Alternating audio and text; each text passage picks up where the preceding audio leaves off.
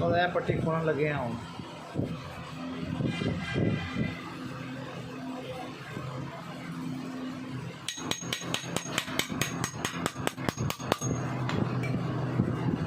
है तो मुकम्मल जाम भाई, मुकम्मल जाम हुई हुई है यार।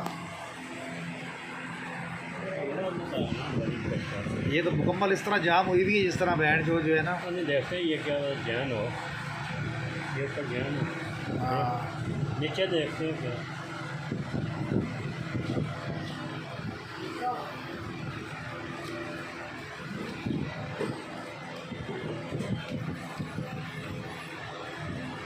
है तो जैन ही है ना, लेकिन फिर भी जाम हुआ है। जैन भी पूरा जाम है। ये तो पानी इसका मतलब इस पिस्टन में आ ही नहीं रहा।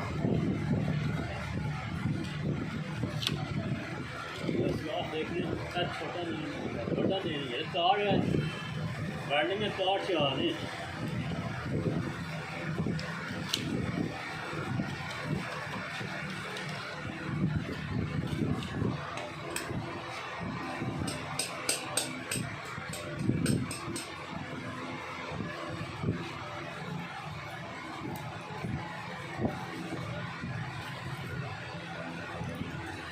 ये साफ कराना है, खोलो इसको, सारे खोलो, सब बिल्कुल साफ़ करो इसको।